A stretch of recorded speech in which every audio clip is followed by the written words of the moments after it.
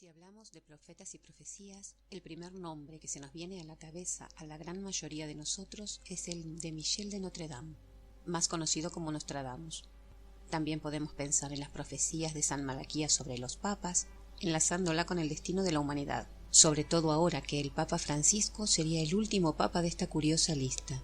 En los secretos de Fátima, revelados a los pastorcitos testigos de esta aparición mariana. Incluso podemos pensar en un curioso vidente llamado Benjamín Solari Parravicini, de quien haremos un podcast dentro de un tiempo, para no sobrecargar el tema de las profecías, ya que hay tantos y tantos temas de los que queremos hablar. El profeta del que nos ocuparemos hoy es Edgar Cayce, también llamado el profeta durmiente, ya que todas sus profecías fueron realizadas en estado de trance, no teniendo él recuerdo de ninguna de ellas al despertar. Edgar Cayce profetizó durante 43 años y dio respuestas a cualquier cosa sobre la que se le preguntase. Queremos destacar que tenía estudios primarios y, sin embargo, abarcó temas que solo podían ser entendidos por científicos. Pero no profetizó únicamente. También diagnosticó y dio tratamiento a enfermedades, siempre en estado de trance. Profetizó la Segunda Guerra Mundial, la muerte de 2 presidentes de Estados Unidos, también grandes cambios en la Tierra y el avance de la medicina. Podía ver el pasado, y de ahí las descripciones que hizo sobre la Atlántida y su destrucción, aunque Edgar Cayce no coincide con Platón, quien en sus diálogos Timeo y Critias describe primero este mítico continente y después habla de su destrucción por un cataclismo. Según Cayce, Atlántida fue destruida por una serie de cataclismos que se fueron dando a lo largo de un extensísimo periodo de tiempo. Aunque si queremos hacer de abogados del diablo, podemos pensar que quizás Platón solo tuvo conocimiento del último de estos cataclismos, dado que la historia del continente hundido se pierde en la noche de los tiempos. Profetizó que Europa cambiaría rápidamente. Según él, Italia y Grecia se encontraban en peligro, pues previó el despertar de uno o ambos volcanes, Vesubio o Etna. Los que teman los terremotos harán bien en instalarse en Irlanda, pues de todos los países del mundo es este el que padecerá menos. Por 1000 sacudidas padecidas en Inglaterra, solo habrá 43 en Irlanda. Edgar Cayce nace el 18 de marzo de 1877 en Hopkinsville, un pequeño pueblo rural del estado de Kentucky en Estados Unidos de América, en el seno de una familia de clase media del ámbito rural. Era un pueblo de gente sencilla, que se dedicaba sobre todo al cultivo del tabaco, trigo y maíz, y también a la ganadería. En este entorno, el niño Edgar se sentía diferente de los otros niños de su edad, ya que tenía visiones y experiencias que hoy llamaríamos del tipo paranormal. Por ejemplo, él dedicaba tiempo a la lectura de la Biblia, algo muy común en el entorno en el que creció. Le gustaba hacerlo en el bosque, pero lo que no es común es que desde pequeño tuviese visiones provocadas por sus lecturas. Siendo niño, su abuelo se ahogó en el estanque que había en su propiedad, y Edgar manifestó haber visto su figura deambulando por el bosque y cerca del estanque. También se dice que tenía la capacidad de memorizar libros enteros simplemente durmiendo sobre ellos. Y se me ocurre que quizás este sea el origen de la técnica utilizada por algunos estudiantes de poner sus apuntes debajo de la almohada. Y ciertamente sé de casos en los que da un resultado fantástico. Volviendo a Cayce, de niño él creía que todas estas experiencias eran comunes a todas las personas, de modo que cuando se dio cuenta de que esto no era así, comenzó a aislarse del resto de los niños. Edgar Cayce tuvo la suerte de crecer en lo que podíamos llamar un entorno protegido, ya que estaba rodeado de gente que lo quería y lo cuidaba, de forma que sus dotes fueron aceptadas sin que nadie intentase lucrarse con las mismas, lo que posiblemente hubiese sucedido en un entorno distinto.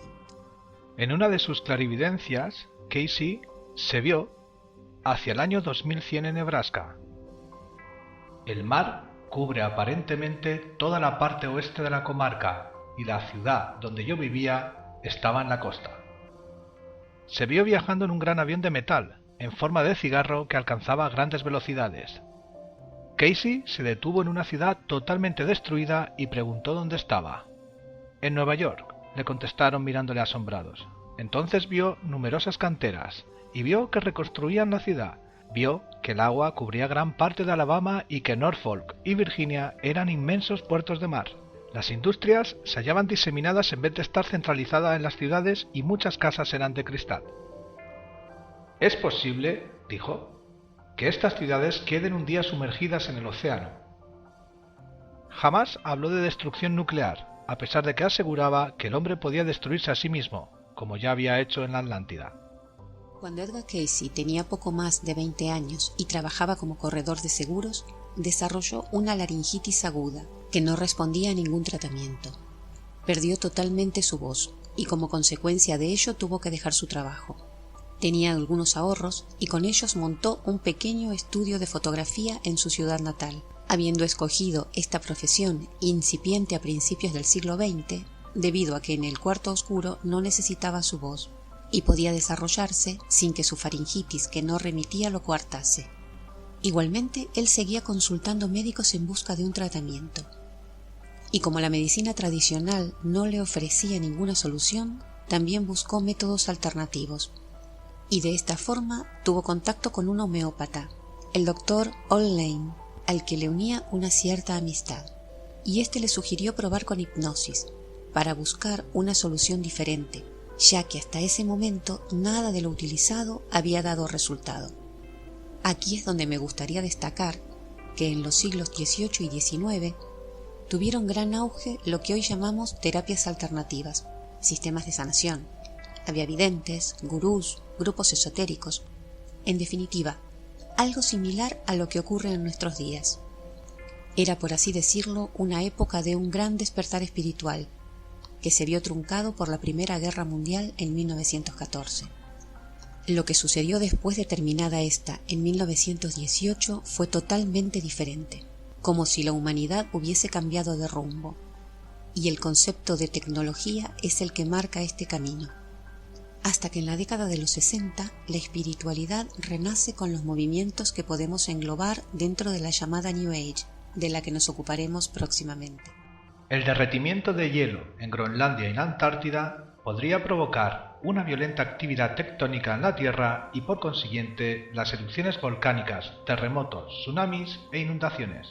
Volviendo a Edgar Cayce, es en ese entorno donde se manifiesta la capacidad por la que va a ser reconocido durante su vida y hasta hoy. Es el día 30 de marzo de 1901. Edgar Cayce está en su casa de Hopkinsville, el pueblo donde nació y en el que sigue viviendo, dispuesto a probar la hipnosis sugerida por el Dr. Lane. Está tendido en un sofá y se relaja cada vez más, hasta llegar al estado de trance. Sus padres estaban con él y el Dr. Lane hace las preguntas.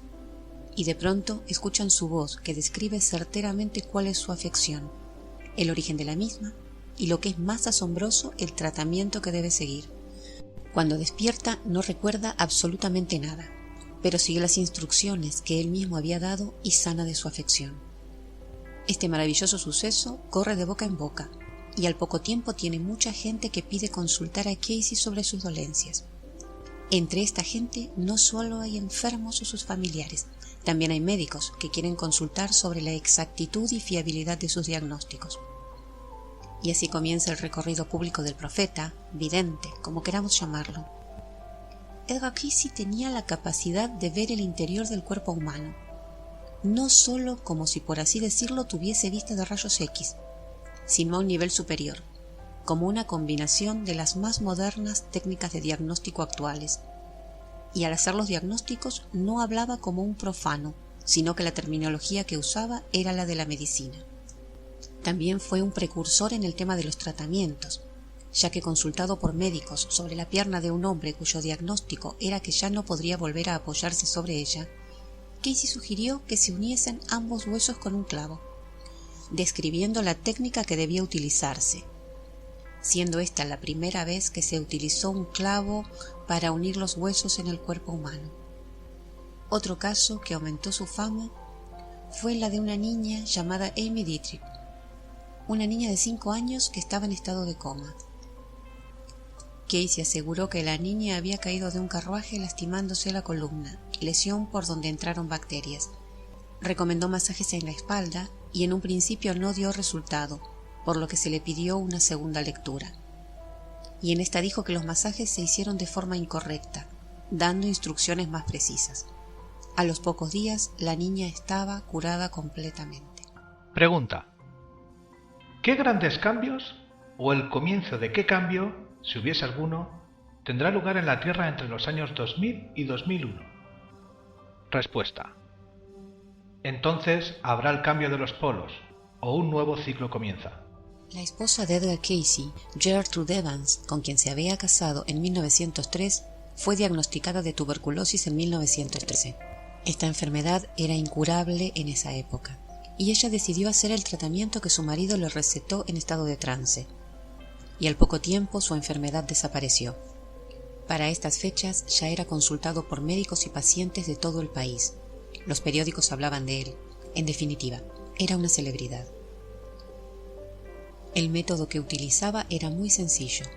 Se recostaba en un sofá, habiendo antes aflojado el nudo de la corbata y los cordones de los zapatos. Luego cruzaba las manos sobre el vientre y se relajaba.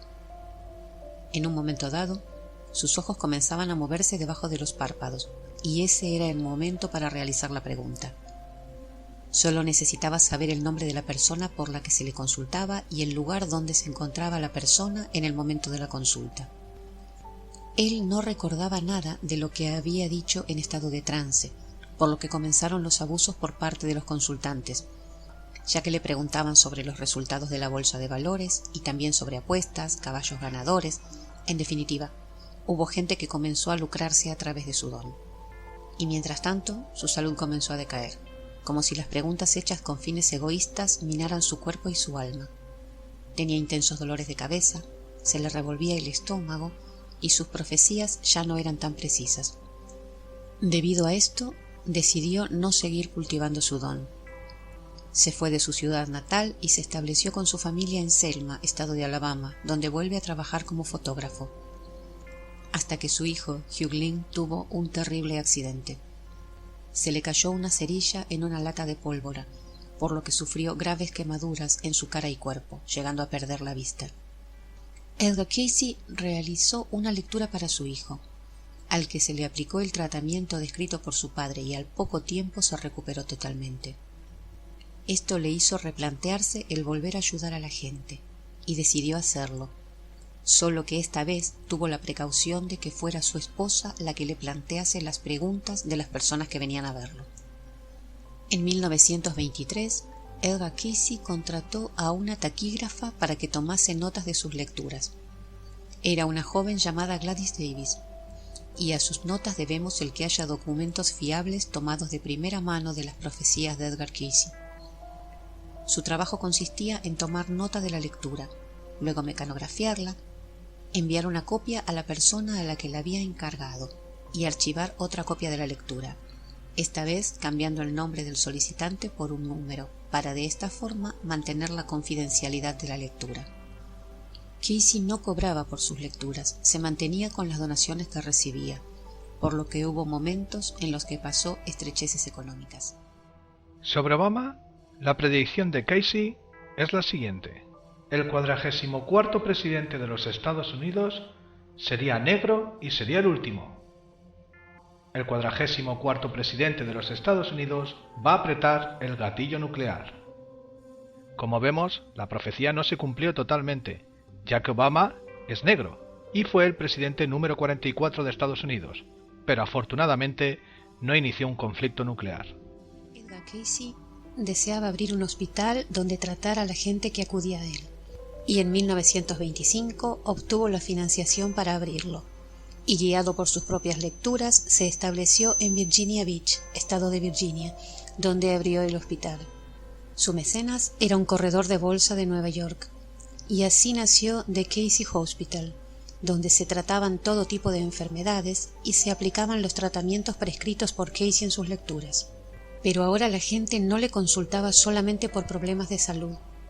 Es la década de 1920 y Estados Unidos se está perfilando como una potencia mundial. La extracción de petróleo está en auge y son varios los prospectores petrolíferos que deciden consultarlo sobre los lugares en los que era más factible hacer las excavaciones, dándoles Casey datos asombrosos sobre la geología de los lugares acerca de los que se le preguntaba. También Thomas Edison le hizo consultas sobre el origen de la electricidad, que no hacía mucho se había descubierto. También realizó lecturas para el presidente Wilson por un problema cardíaco que éste padecía. Ante la pregunta de un cliente sobre el futuro económico del país, predijo el crack de la bolsa de 1929, y lo hizo 4 años antes. De la misma forma que en 1931 predijo la recuperación económica que comenzaría en 1933, o sea 2 años antes de que ésta comenzase. Pero el principal inversor del hospital de Edgar Cayce era un corredor de bolsa, que quebró en el crack de 1929, por lo que el hospital tuvo que cerrar sus puertas por falta de financiación. En el año 1935, Edgar Cayce realizó una lectura para un empresario que se dedicaba al comercio internacional, y en esta lectura predijo la alianza de los países del Eje y la Segunda Guerra Mundial. Pero no se limitó a esto, también predijo muchas de las cosas que sucederían sobre la guerra, así como su final. También predijo la fractura de la sociedad norteamericana, la lucha por los derechos civiles, y dijo que eso se iba a producir después de que un segundo presidente falleciera durante su mandato. Y eso ocurrió tal y como lo afirmó Cayce, pues Theodore Roosevelt falleció en 1945 y John Fitzgerald Kennedy fue asesinado en 1963, año en que se intensificaron los disturbios producidos por la lucha por los derechos civiles. Van a tener confusión, van a tener conflictos entre el capital, los banqueros y los industrialistas, y el trabajo, los obreros. Van a tener una división en su propia tierra, antes de que el presidente no sobreviva a su segundo periodo en el cargo.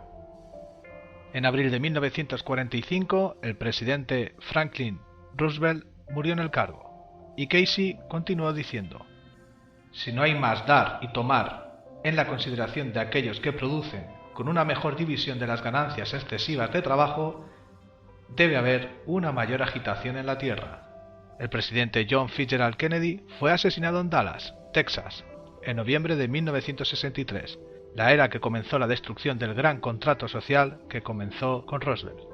A partir de 1935, Edgar Cayce se enfocó en los study groups, en los que se hablaba de temas como vidas pasadas, reencarnación, karma, etc., temas a los que en sus primeros años de profetizar había sido remiso, llegando incluso a prohibir las preguntas al respecto.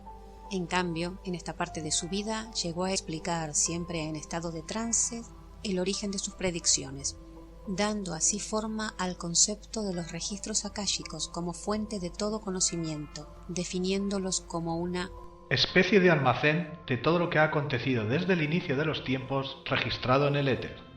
Allí está todo lo que ha acontecido desde el inicio de los tiempos y todos los conocimientos del universo.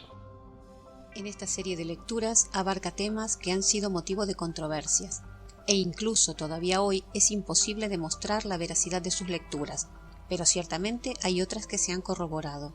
Por ejemplo, Edgar Cayce dijo que en tiempos antiguos el río Nilo tuvo otro recorrido, desembocando en el Océano Atlántico, y solo en la década de los 80, mediante la tecnología satelital, se pudo ver la existencia de antiguos valles fluviales que atravesaban el desierto del Sáhara y desembocaban en el Atlántico, y estudios realizados en esta zona confirmaron que eran el antiguo cauce del Nilo. También hizo lecturas sobre los esenios, una antigua secta del judaísmo que los estudiosos creían integrada solamente por hombres. En sus lecturas, Cayce dijo que los esenios eran una sociedad perfectamente organizada, formada por hombres, mujeres y niños que vivían en comunidad, y esto se confirmó con el descubrimiento de los manuscritos del Mar Muerto en 1947. En cuanto a la Atlántida, Edgar Cayce dijo que era un continente enorme situado en medio del Océano Atlántico, en el que vivía una civilización que había desarrollado un gran conocimiento tecnológico y dominado las fuerzas de la naturaleza. Y precisamente esto fue lo que causó su destrucción. Concretamente, profetizó que partes de la Atlántida resurgirían en el año 1968, lo que no fue concretamente así, aunque en ese año se descubrió una extraña formación rocosa cerca de las Bahamas, conocida como el Camino de Bimini. El Camino de Bimini o Muro de Bimini Son extrañas formaciones rocosas que existen cerca de la isla de Bimini, en las Bahamas, a una profundidad de 10 metros. Está formado por dos muros de 0,8 kilómetros que están ubicados en dirección noreste-suroeste. Aunque los científicos dicen que esta formación está constituida por rocas de playa, también cabe la posibilidad de que sean parte del continente desaparecido. Como dijimos al principio de este podcast, Edgar Cayce dijo que la Atlántida había desaparecido al sufrir una serie de cataclismos a lo largo de un enorme periodo de tiempo, lo que habría dado tiempo a los habitantes del continente a intentar salvar parte de su civilización, y siempre según sus lecturas habrían llevado sus conocimientos a Yucatán y a Egipto, escondiéndolas en este último lugar bajo la pata de la Esfinge. Y si comparamos las civilizaciones que se desarrollaron en México y en Egipto, encontramos que hay muchas similitudes entre ellas. En cuanto a la posibilidad de que bajo la Esfinge de Gizeh haya cámaras o compartimientos, es algo que modernos estudiosos han planteado desde hace algunos años. Graham Hancock y Robert Bauval hacen referencia a la posibilidad de que la Esfinge haya sido construida alrededor del 10.500 a.C., y esto lo corroboran estudios geológicos realizados al monumento por el geólogo Robert Shaw, que concluyen que la erosión que sufre solo pudo haber sido causada por agua, o sea, lluvias torrenciales que se dieron en lo que hoy es el desierto del Sáhara aproximadamente en la fecha antes señalada. El Dr. Schock también realizó estudios de resonancia al monumento y descubrió lo que parece ser una cámara bajo su pata izquierda. Pero todo esto choca con la arqueología oficial, que ha prohibido cualquier otro estudio de la Esfinge, afirmando que su negativa se basa en la posibilidad del daño que pudiera infligírsele. Las lecturas de Edgar Cayce sobre este tema coinciden y complementan las revelaciones hechas a Drúmbalo Melquisedec por su guía llamado Todd, que están plasmadas en los libros sobre la flor de la vida. Pregunta: ¿en qué fechas se comenzó y se terminó la construcción de la Gran Pirámide? Respuesta: la construcción duró 100 años, en la época del rey Ararar, bajo la dirección de Hermes y Ra. Pregunta: ¿cuáles son las fechas antes de Cristo de este periodo? Respuesta: de 10.490 al 10.390 antes de la venida del príncipe de paz a Egipto. Hermes fue el arquitecto y constructor. El sacerdote Ra supervisó la obra. La posición de la Gran Pirámide está relacionada con la de las estrellas, en particular la constelación de Libra, en la que el Sol entra en el equinoccio de otoño. Al construir las pirámides se tomaron en cuenta la astronomía, la astrología, la numerología, así como las condiciones climáticas, los factores arqueológicos y otros. Las pirámides cumplen en un todo con la geometría sagrada y por lo tanto la arquitectura sagrada. Pregunta: ¿cómo se construyó la Gran Pirámide de Gizeh? Respuesta: usando las fuerzas de la naturaleza por las cuales el hierro flota. De la misma manera, la piedra flota en el aire. Las fuerzas universales se usaron para colocar y ajustar las piedras. La Gran Pirámide no era una tumba, sino un lugar de iniciación para los que se dedicaban a un servicio particular. A través de ritos y ceremonias en las cámaras, los iniciados recibían la bendición de los sacerdotes y también de los poderes superiores. Pregunta: describa el vértice de la Gran Pirámide. Respuesta: el cúspide o corona era de metal, hecho con cobre, bronce, oro y otras aleaciones. Tenía que ser indestructible. Era un símbolo del lugar de actividad de los iniciados. La ceremonia de colocación del cúspide fue larga. El sabio atlante, Hatshepsut, la presidió. Hatshepsut representaba lo antiguo y lo nuevo, la ley del uno de la Atlántida, Lemuria y Oz. Estaba encargado de preservar los registros. Fue él quien selló la pirámide de los registros. La pirámide de los registros. Esta pirámide secreta es uno de los 3 lugares en el mundo donde los atlantes escondieron sus archivos antes de la destrucción final del continente. Pregunta: describa en detalle el contenido de la sala sellada en la pirámide de los registros. Respuesta: los archivos de la Atlántida desde los tiempos en que el espíritu empezó a proyectarse en la materia y a tomar forma en esta tierra, así como los de la evolución de la raza y del desarrollo de la gente durante su estadía en aquel continente. Los archivos de la primera destrucción de la Atlántida y los cambios que resultaron. los archivos de los movimientos de población hacia otros países y las varias actividades de los individuos en sus tierras adoptivas, los archivos de los encuentros entre los delegados de todas las naciones para tomar las disposiciones necesarias antes de la destrucción final de la Atlántida y la construcción de la pirámide de iniciación, la indicación de dónde se hayan preservado los archivos de la sumergida Atlántida y por quién, cómo y cuándo serán descubiertos, pues tienen que aparecer de nuevo con el cambio de la consciencia de la humanidad. La posición de la sala sellada está determinada por la línea de sombra o de luz que cae al salir el sol entre las patas de la esfinge, la cual se edificó posteriormente como centinela guarda. Solo cuando llegue el tiempo de los cambios verdaderos en la vida de los seres humanos se podrá entrar en la sala de los archivos, desde las cámaras conectadas a la pata derecha de la esfinge. Luego, la sala sellada se encuentra entre la esfinge y el río. Edgar Cayce también profetizó grandes cambios en el planeta, un movimiento en su eje que generaría grandes cataclismos, pero también sugirió en sus lecturas que el futuro era maleable, que estaba en manos del hombre su propio destino.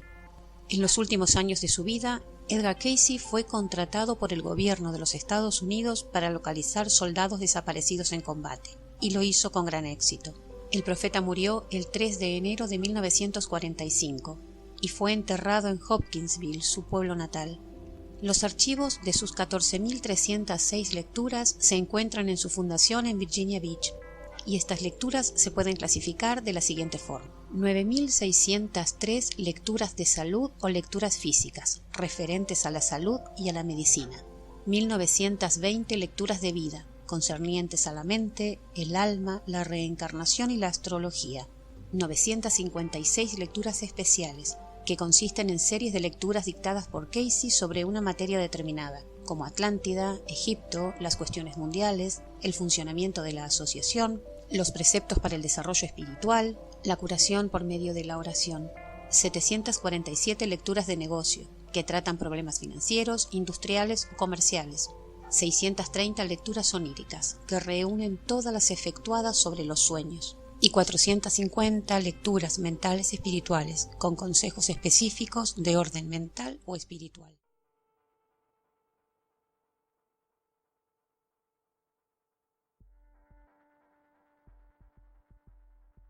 Y aquí terminamos con nuestro compañero de camino de hoy, Edgar Cayce.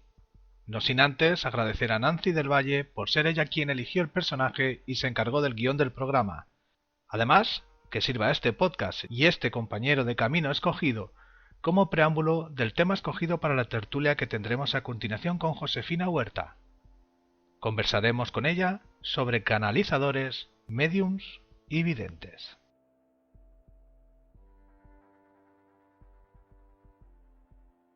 Hola dragones, bienvenidos a Compañeros de Camino.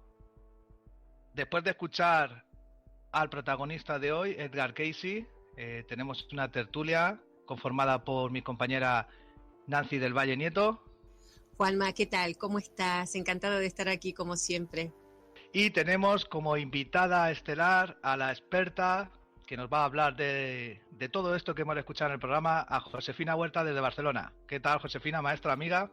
Hola, buenas tardes. Y me ha encantado eso de estelar, ¿eh? Hombre, estelar eres. Decidme una cosa, ¿qué os ha parecido el personaje de Edgar Cayce? A ver, yo lo he estado escuchando, he sido afortunada y me ha parecido extraordinario, una sorpresa increíble, porque no conocía absolutamente nada de él y me ha encantado, de verdad. Y me ha encantado sobre todo el montaje que habéis hecho, y lo que me ha vuelto loca es cuando realmente tú estás canalizando como si fueras él. Ese cambio de voz es que me tiene loca, pero bueno, la verdad es que me ha gustado todo el podcast. Supongo que a los que lo han oído también. Bueno, eso es informática, esos son programas. Yo no canalizo, no tengo ni idea. Y te quiero preguntar, Nancy, ¿por qué hemos escogido a Edgar Cayce? ¿Qué tenía de especial? Juanma, surgió, simplemente. Como vamos... ¿Lo canalizaste? Ahí me mataste. Josefina nos lo dirá, porque no lo sé. Simplemente surgió. Nosotros nos reunimos y decimos a quién tratamos, buscamos un compañero de camino y de pronto dije, el profeta durmiente. El profeta durmiente. El profeta durmiente, exactamente. Y es como que me enganché con el personaje y bueno, y de ahí surgió. Josefina, ¿cómo se obtiene las canalizaciones, las clarividencias de los mediums, de los canalizadores? ¿Cómo ocurre eso? A ver, hay muchas formas de canalizar. De todas formas, mañana hago un tutorial que lo especificaré más. Se obtiene, unos lo escuchan por el oído. Sí, dime. Hablas del tutorial. Dinos a qué hora tenemos el tutorial, dónde podemos estar. A ver, es a las 10 de la noche de España, las 6 de la tarde de Argentina, las 5 de Venezuela y en el canal de GBO de la comunidad Dragón Rojo. El link, lo siento, pero no me lo acuerdo, con lo cual lo pones tú debajo. Sí quería comentar una cosa, Juanma, porque si no después se me va a pasar. Tú has empezado diciendo que no canalizas. ¿Y qué estás haciendo cuando haces Reiki? Hombre, canalizo porque me lo han dicho, pero no sé realmente el sistema. Tú eres tú has venido aquí a explicarme a mí y a los oyentes que no tenemos ni idea qué es canalizar y sobre todo si hay diferencias entre canalizadores, medium, clarividentes, yo qué sé, hay tantos que yo no sé si es lo mismo. A ver, todo viene del exterior, no es lo mismo, para nada, no es lo mismo un clarividente que un es que no existe la palabra, y sin embargo es lo que más somos, a través del sentimiento, lo percibimos a través del sentimiento. Lo que ha dicho Nancy, ella se encontró con Keishi y le atrajo y la enganchó. Ahí ella estaba guiándose por su sentimiento. ¿Vale? O sea, hay muchas formas de canalizar. Y ahora te pregunto yo, ¿tiene algo que ver el guía espiritual? Porque yo muchas veces, perdóname, dicen, no, eso ha sido tu guía que te ha dicho, o tu ángel de la guarda, o algo así. ¿Es lo mismo? No, no es lo mismo. Una cosa es el ángel de la guarda, otro es el guía, otro es el maestro. Todo el mundo puede canalizar, ahí no hay excepción, a su guía y a su ángel de la guarda.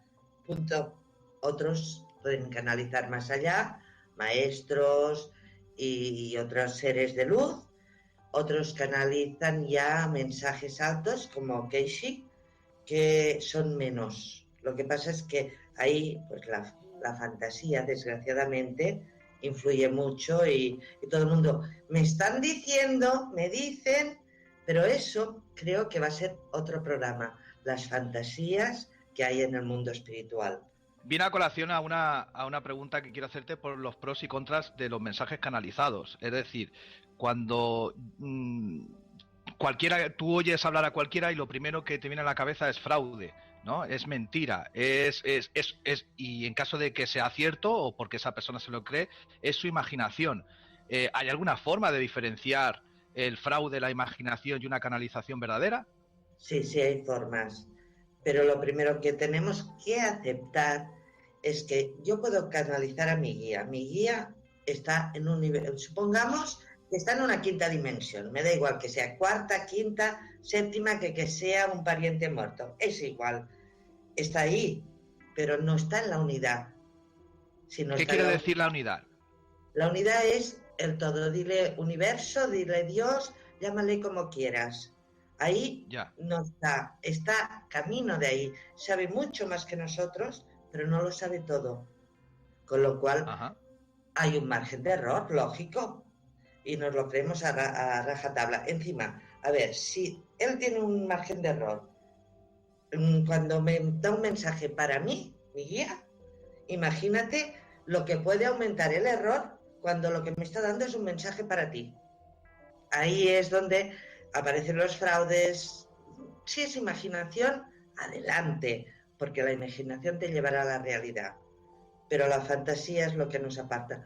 Si yo quiero canalizar algo para ti, tengo que canalizarlo a través de tu guía, no del mío, para que sea un poquito más cierto, digo yo, no sé. Hazme un pequeño ejemplo práctico, aunque los oyentes no nos vean, imagínate que acabas de decir que tú para darme un mensaje tienes que canalizar a través de mi guía. ¿Eso cómo lo harías? Uy, no sé si no siempre puedo hacerlo. No que lo hagas, sino ¿Cómo sería para que nos entiendan? Yo conecto con mi guía conecta con el tuyo, y entonces a través de tu guía le va a dar el mensaje al mío y él me lo pasa. Eso sería una forma. No es la que yo habitualmente utilizo, ¿eh? Yo prefiero conectarme con tu corazón y que directamente Ajá. tu corazón me lo diga, que para mí es un poquito más cierto. Sale del corazón. Ese sí que está en la unidad. Exacto. Ese sabe todas nuestras vidas pasadas, las futuras, lo sabe todo. Josefina, te acabo de escuchar y me quedó canalizar un pariente muerto, o sea que no solamente podemos canalizar, nuestro guía puede ser un antepasado, una persona a la que hayamos conocido, no solamente no sé, un ser elevado. Por supuesto, puede ser un ser oscuro, puede ser un ser elevado, puede ser tu abuela o tu bisabuela o alguien que en otras vidas, pues a lo mejor ha sido tu marido o tu hijo. Es posible.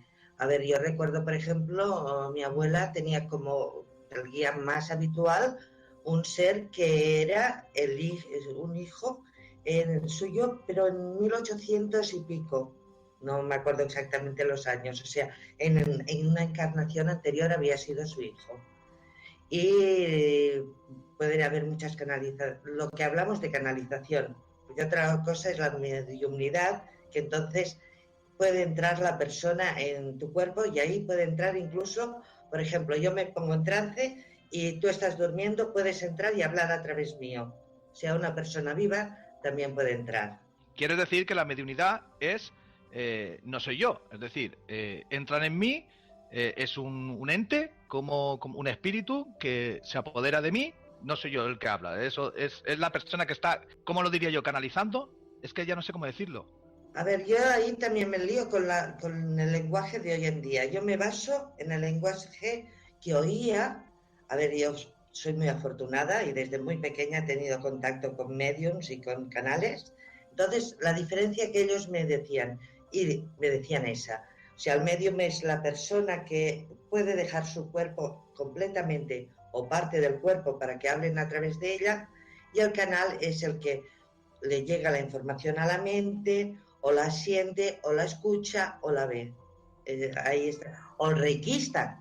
Es decir, si yo soy consciente, estoy canalizando, y si estoy inconsciente, sería un medium. O sea, es que no sé cómo decir la palabra, yo tampoco desconozco la jerga.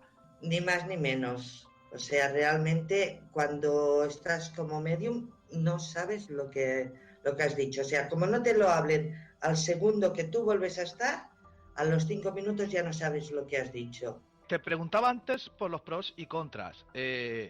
Cuando yo estoy canalizando siendo consciente, ¿puede ser que yo reciba un mensaje totalmente erróneo y yo lo dé como verdadero? Sí, sí puede ser. Y ahí es donde está el problema. Claro que puede ser. Sucede en muchas ocasiones, desgraciadamente.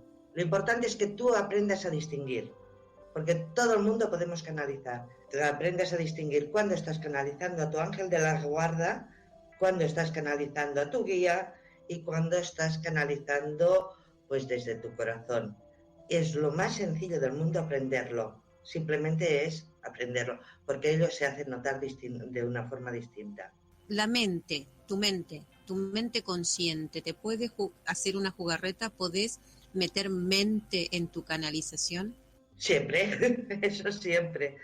Hay quien es más fácil, por ejemplo, a ver, si tú estás haciendo escritura automática, que primero te llega la información, parece que te la estén diciendo telepáticamente de alguna forma. Claro, el no decir tú algo concreto es casi imposible, porque siempre sueles meter algo de mente, pero no es lo correcto.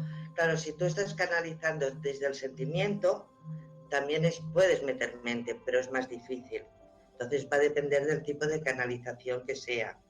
Si estás viendo, bueno, a ver, yo lo he hecho muy pocas veces, no es mi facultad el ver esas veces, pero claro, imagínate, a mí se me han representado como si estuvieras viendo la tele y resulta que te vienen fotos. Monta tú ahí, metes mente por narices, porque si no, pues no puedes montarlo.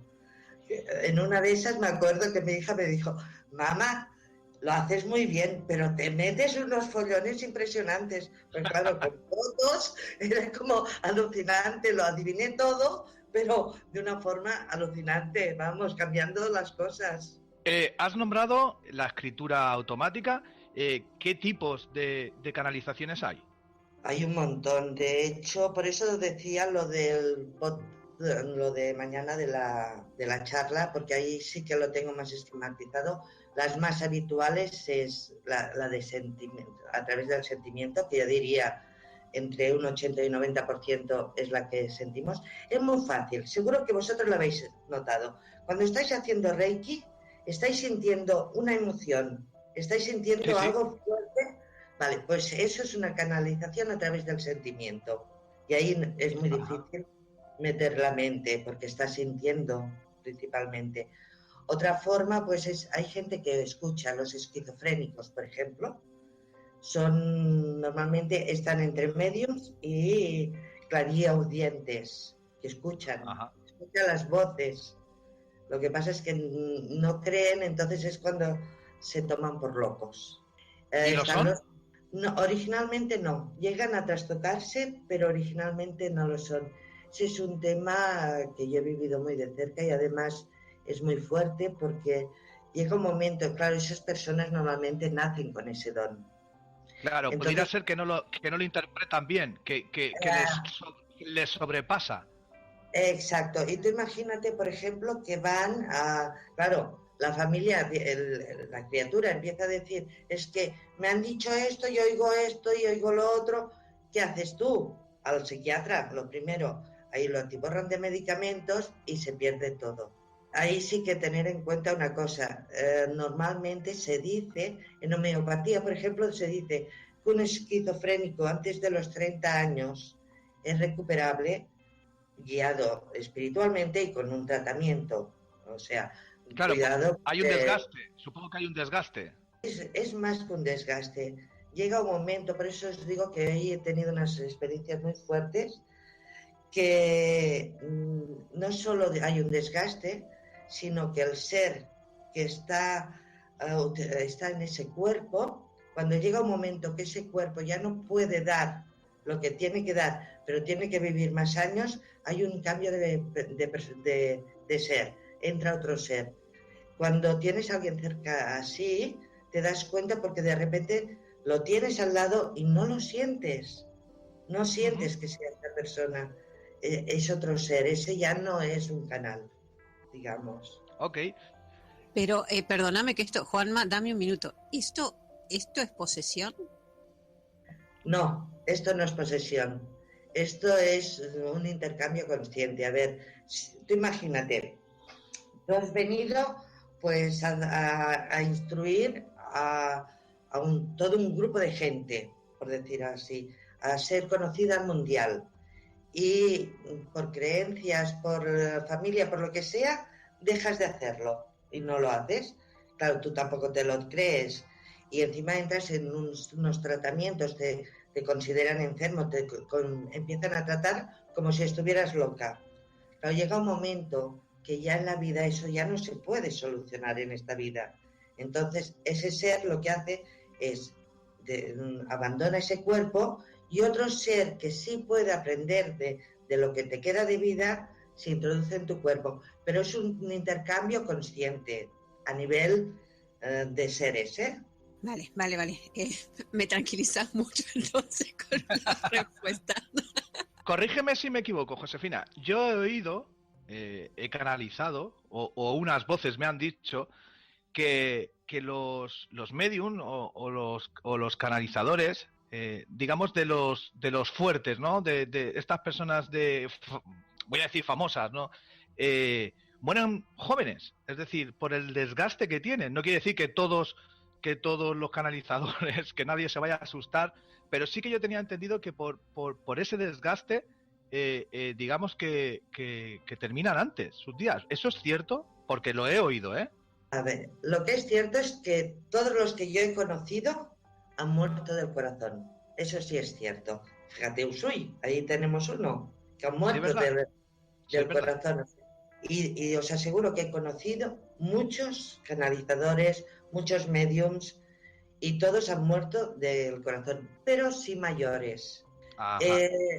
El O sea, es morir un joven, mito. sí, el morir joven yo ahí he aprendido con el tema que ha preparado Nancy. Fíjate lo que en un momento dado nos dice el podcast, que él empieza a enfermar porque está Sí, es verdad. haciendo un mal uso.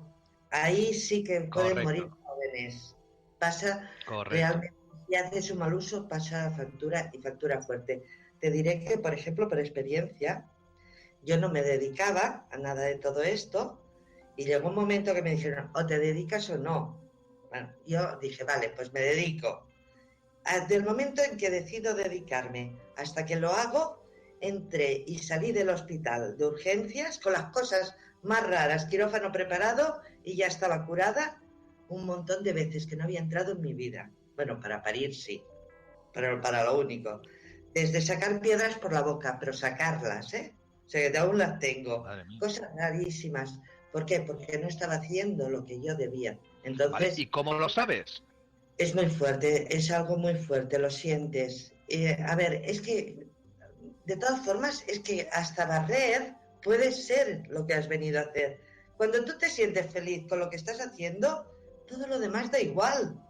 Es que, Vale, ¿qué ocurre, por ejemplo, con la gente que tiene resistencia a eso, que tiene miedo? Vale, yo sé, por ejemplo, que me tengo que a lo mejor dedicar o enfrentarme a este mundo, a este mundo desconocido, pero por mis programas de cómo soy, tengo una resistencia, tengo mucho miedo realmente y no me meto. Pero yo sé que tengo que hacerlo, pero no quiero. ¿Qué ocurre entonces? a ver, yo te hablo por las experiencias que yo tengo cercanas, ¿eh? O Ujú. cercanas conmigo misma.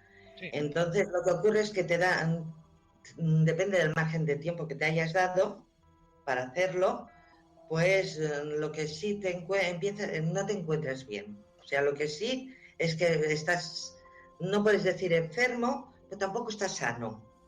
Es aquello que va saliendo una cosita detrás de otra, que tu vida no funciona, no está rodando. Entonces, de alguna forma es que ya terminas yendo, porque es que si no, sí que es con lo que pasa, que te quedas enfermo. Tengo la hija de mi prima, que es una curandera nata desde que nació. A ver, ella, y me lo ha hecho a mí, ¿eh? Ella te roza el hombro y, por ejemplo, yo estar hinchada y automáticamente estar deshinchada. ¿Pero Es cómo, segundo. pero cómo puede ser eso? Sí, bueno, es muy grave. Afortunadamente, al final consiguieron que viniera conmigo porque ella no quería tocar a nadie, absolutamente a nadie. Piensa que, por ejemplo, quiso curar de un hombro roto al primo de su padre, que estaba en Bilbao, lo tocó y ella se tiró 3 días inconscientes en la UCI. Cuando salió se enteró el porqué. Le curó el brazo, pero también le descargó el marcapasos. Entonces, Anda. claro, es lo que ellos absorben. Entonces ahí, por Claro, ejemplo, claro, el Reiki le ha salvado la vida, porque ahora ella lo que claro. hace es no utilizar su energía, con lo cual es perfecto. Aún así, pues lo hace con personas muy cercanas. Es un lujo que te diga, a ti te voy a tratar. Una cosa, los niños, yo creo que los niños son canalizadores en potencia, porque siempre se ha dicho que los niños tienen esos amigos imaginarios, ven cosas, hablan con... Yo entiendo que todos los niños no pueden tener ese juego. Háblame de los críos son canalizadores en potencia, y ¿por qué lo perdería en caso de que sea afirmativo? ¿Por qué se pierde esa facultad? A ver, yo diría que los niños son más que canalizadores. Los niños están conectados hasta los 7 años aproximadamente. Habrá niños que será a los 6 y medio y habrá niños que será a los 8, pero están conectados con su ser. Con lo cual, son más que canalizadores. Ellos están en plena conciencia, conforme van haciéndose grandes la pierden, empiezan a perderla cuando le decimos, di mamá, di Claro. papá. Ahí, por ejemplo, empiezan a perder la telepatía, que la tienen, y si no, coge a un bebé y tú háblale mentalmente y verás cómo te responde. No me digas eso, yo no lo he probado nunca. Pues de verdad es espectacular, ¿eh? Yo he tenido experiencias de destornillarme por la calle. Recuerdo un día que fui a la Caixa y había una madre con un bebé, allí el bebé llorando, desconsolado, bueno, una cosa terrible. Y se me ocurrió decirle, bienvenido a la tierra, que seas feliz. El niño paró en seco y cuando la madre salió con el cochecito, el niño se estaba tirando mirándome hacia atrás. Digo, ya lo que me faltaba, que le digas, ¿qué te pasa? Y que tengas una conversación con la criatura. O sea, me parece excelente. El problema soy yo, no es la criatura. Soy yo la que no me entero. Claro. Porque esto sí que tengo alumnos que cuando, algunos, muy poquitos, que cuando, por ejemplo, tienen una experiencia, hemos hablado del Reiki, por ejemplo, cuando se inician en Reiki, empiezan a tener canalizaciones, ¿vale? Yo muchas veces les paro un poco los pies, por aquello de la imaginación, la fantasía, que acaban de tener algo, un proceso totalmente novedoso, muy energético, muy espiritual, y los paro un poco, ¿no? Pero algunos de ellos sí que ven cosas, sienten cosas más allá. ¿Por qué? Les hemos abierto una puerta. ¿Cuál es el motivo? ¿Y por qué unos sí y otros no? A ver, cuando hacemos una canalización, hay una iniciación, tú lo sabes bien, lo que estamos haciendo es limpiar canales. Entonces, si la persona ya tiene desarrollado un poquito alguna facultad, pues se le puede dar. Por ejemplo, si te fijas, lo que se da mayoritariamente son los sueños lúcidos después de una iniciación. Si la persona es vidente o es un canal clariaudiente o cualquier cosa, al limpiarlo puede pasar cuidado, porque yo me he encontrado, por ejemplo, me encontré con una que era vidente, lo sabía, pero lo tenía muy mal el canal. Que en primero no pasó nada, en segundo no pasó nada, en tercero se convirtió en una vidente total. O sea, depende de la persona cuando limpia o no limpia. Las 3 iniciaciones conmigo, o sea que todo fue igual. Sí que se abren canales, más que de abrir es que se limpian. Entonces, está. Durante una iniciación a más, sabes de sobras todo lo que hay por ahí. Eso queda, no se va así como así, se va conforme pasan los días, pero hay mucha más sensibilidad. Cuando hay gente que está junta, es mucho más fácil todo, es mucho más fácil canalizar, es la suma de energías, o sea, sí que realmente abre canales Reiki, que después se tambalean un poquillo. Yo diría, a más, que hay una cosa que me da la sensación, pero es cosecha mía. Yo diría que lo que primero sienten cuando ocurre una cosa así es que les enseñan a dónde pueden llegar si ellos se curran. Sí. Lo que pasa es que muchos no lo ven.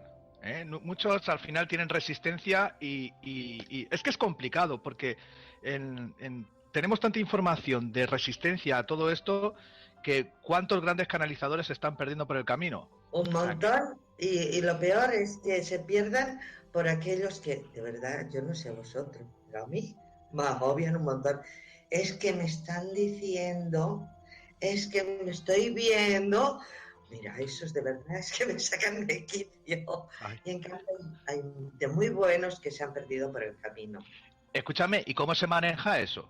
O sea, ¿cómo llegas a un acuerdo de un equilibrio mental? Porque a mí no me ocurre nada de eso, pero si me ocurriera algo así parecido, yo tendría unas charlas serias en los momentos del partido que estoy viendo en la tele tranquilo, como para que vengan a molestarme. No a molestarme, a lo que sea. ¿Cómo se llega a un acuerdo o no? ¿O esto te da la información y te la tienes que tragar sí o sí? Normalmente no. Son muy respetuosos. Tú si dices no es no, ahí se pierden muchos canales, por miedo claro. Digo no, y eso se pierden. y tampoco es cuando nosotros queremos, ¿eh?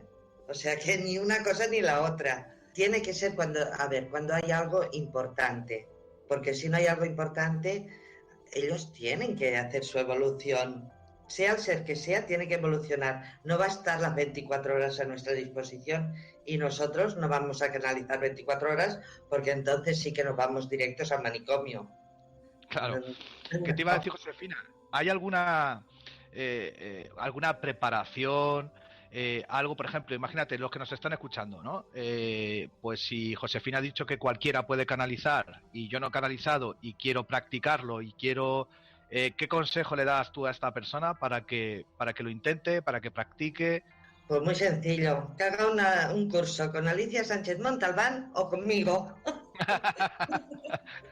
Vale, y los que están al otro lado del charco, por ejemplo, que no se pueden coger un avión y plantarse en Barcelona, ¿cómo lo hacen? Hay sistemas, online funciona, ¿no? Pues un curso online. No necesitas, no te creas que... A ver, canalizar a tu guía, no te creas que es tan difícil, es más nuestro miedo. Claro, a eso me refiero. No me refiero a hacer un curso, ¿no? Para ser más profesional. Me refiero esa curiosidad, ¿no? Yo sé que ahora nos están escuchando muchos curiosos. Yo, de hecho, sería un curioso que diría, bueno, si esta mujer ha dicho que yo puedo canalizar, yo quiero canalizar. ¿Voy a canalizar a mi guía? ¿Cómo lo hago? ¿Me siento y lo llamo? ¿Le llamo por un nombre? ¿Espero? No. ¿Medito? ¿Tiene algo que ver la meditación para canalizar, por ejemplo? No lo sé. Muy buena esa pregunta porque hoy me han dicho una de tan gorda que me la ha recordado. Una gorda, ¿no? Que cuando meditas estás canalizando. No, por favor. No funciona así, no. Hay una serie de meditaciones que te pueden abrir, hay una serie de ejercicios que te pueden llevar, que estamos hablando de un día y medio de curso, no hablamos de mucho más, para canalizar a tu guía. Otra cosa ya es canalizar al guía de otra persona o canalizar a un ser superior, porque ahí sí que van a entrar tus facultades. Pues mira, ahora que estamos en plena campaña de cursos, ¿por qué no te animas y haces un curso que seguro que a Nancy le encantaría participar en él? A ver, ya estoy apuntada directamente, aunque digan que me enamoro de todos los cursos, pero ya estoy apuntada, Josefina. A ver, ahora hay muchos elegir. A lo que sí quieres un poquito de práctica, es lo que más te lleva a hacer las cosas, la práctica. Entonces, cuando cojáis yo os aconsejo que realmente cojáis y lo aprovechéis. Es cortito, no es largo, pero que le dediquéis el tiempo que se merece, porque es para vosotros, simplemente. O sea, el canalizar a tu guía te cambia la vida, porque te ayuda cuando lo necesitas. Pero además, vosotros no os quejéis que estáis haciendo el de conectar con vuestra alma, que es mucho más potente aún. Sí, bueno, eso para los oyentes que no lo sepan, eso es un taller que está haciendo Josefina para algunos elegidos, en el cual estamos incluidos, gracias Josefina, y estamos experimentando la canalización a través del corazón. ¿Es correcto? ¿Lo he dicho bien? Lo has dicho perfecto. Antes para prepararme un poquito, he estado buscando por internet grandes profetas, canalizadores y no sé si sabes, he encontrado una cosa de los monjes tibetanos que se llama la visión remota. ¿Sabes algo de eso? ¿Sabéis? La pregunta va para las dos. ¿Habéis oído alguna vez la visión remota? La primera vez, La primera vez que lo oigo, no tengo ni idea de lo que es. Que a lo mejor lo conozco con otro nombre. Pues mira, yo sí no he oído hablar de ello y sé que la practican, pero no en qué consiste, pues no, ni idea. Os digo el motivo. Resulta que, bueno, escuchando el podcast, hablas de Parravicini, que es uno de los que, por cierto, hay una profecía dedicada a Donald Trump. No la voy a decir aquí en antena, pero buscarla por internet. Y a mí me gusta mucho la psicopitografía, creo que se llama, o pintura mediúnica. No sé si lo he dicho bien, porque la jerga aquí se complica. Y me acordaba de Gasparetto, un tipo, creo que era brasileño, era medium, se conectaba o no, si es medium, acabo de aprender de que no se conecta. Se metían en Gasparetto, es correcto, y Es medium, es medium. es medium. Y el tío se ponía a pintar cuadros a una velocidad de todos los grandes artistas y pintores de la época impresionante. Yo os aconsejo que lo veáis en YouTube. Hay un montón de... Lo que ya no sé es como todo, ¿no? Que si es fraude, si no es fraude. Ya estamos con la película de siempre. Pero impresionante es. Dime, Nancy. A ver, en cuanto a lo que estás hablando, me quedó la duda y digo, iba a preguntártelo más adelante cuando fuésemos a los personajes. En cuanto a Casey, que es el que por el que hemos, a ver, que ha sido la base del podcast. ¿Cómo canalizaba? Porque documentándome ha habido 2 fuentes. En una de esas, él dice que era una voz y hablaba en plural. En otras no. ¿Qué hay una diferencia? O sea, son 2 fuentes diferentes, a eso me refiero. Unas fuentes dicen que Casey cuando canalizaba hablaba en plural. Otras no lo dicen. ¿Habría una diferencia en la forma de canalizar si así fuera? Más que diferencias que a ver, hay personas que no solamente tienen un guía o no tienen solamente un contacto con un guía. De hecho, incluso puede ser, por ejemplo, me es fácil hablar de Reiki porque sé que mayoritariamente los que escuchan conocen el tema. Por ejemplo, cuando estás haciendo Reiki, hay veces que estás haciendo Reiki y tú notas más o menos como siempre. Normalmente en ese caso estás apoyado mucho por tu guía, pero en muchas ocasiones pues notas como una energía dulce, otras veces es una energía como densa, la persona que está recibiendo también lo nota así. Es que puede ser que en ese momento aparezca otro guía y los que son grandes canales pueden trabajar con más de un guía. Lo que pasa es que ellos sí los reconocen y a lo mejor por la persona, a no ser que tenga un contacto muy directo, pues no lo reconoce. Pero se puede trabajar con más de uno. Y de hecho hablan distinto. Hablan, escriben, se expresan distinto. O pintan distinto. Basándome en lo que dijo Nancy antes, esto a mí me parece una posesión. No voy a decir una posesión demoníaca, tampoco quiero decir eso, pero cuando usas mi cuerpo para hacer, yo qué sé, ya sea de pintar o para dar un mensaje y no soy consciente, a mí es que eso me aterra. O sea, de verdad, a mí eso me aterra. O sea, tranquilízame. A ver, es una posesión, entre comillas, porque hay una pequeña diferencia. Normalmente el medium da permiso para que entre y el ser respeta. Correcto. Si estás más o menos en la luz, normalmente no suele haber problema. Puede haber problema de algún ser que no corresponda, entonces esos no te respetan. Es el problema que puede tener un medium, pero normalmente no sucede, o sea, pero sí puede ocurrir. Y ahora se me ocurre, si yo tengo el mal uso de la información, pero además de forma consciente, porque yo puedo hacer el mal uso de la información porque no la he entendido. ¿Puede pasar eso? Que no la entienda, ¿vale? Pero si encima la entiendo, por ejemplo, un vidente que pueda ver, yo qué sé, los números de la lotería, ¿no? Por ejemplo, yo no sé si eso es posible, pero vamos a suponer que sí. Y yo voy con... ¿Cómo diría yo? Con esa intención de ganar dinero y de ir a lo mío y no usar ese don para la luz, como tú dices, yo supongo que eso tendrá un efecto negativo rapidito, ¿no? Bastante rapidito. Yo conozco casos de que lo han hecho, además de ir a buscar el número, tocarles realmente. Antes del año todo ese dinero estaba gastado y normalmente en medicamentos y cosas por el estilo. Sí hay rebote. Para ir cerrando, cuéntanos algo más, alguna experiencia, alguna anécdota, algo que quieras contar a los oyentes sobre las canalizaciones, sobre los medium, videntes. Cuéntanos algo ya para cerrar. Pues mira, como hoy he estado hablando con Noelia precisamente y estábamos jugando un poquillo, haciendo experimentos, una experiencia que he vivido yo y han vivido algunas personas cercanas a mí relacionadas, o sea, confirmadas. Parece ser que si yo doy cursos a viva voz, por las noches también los doy.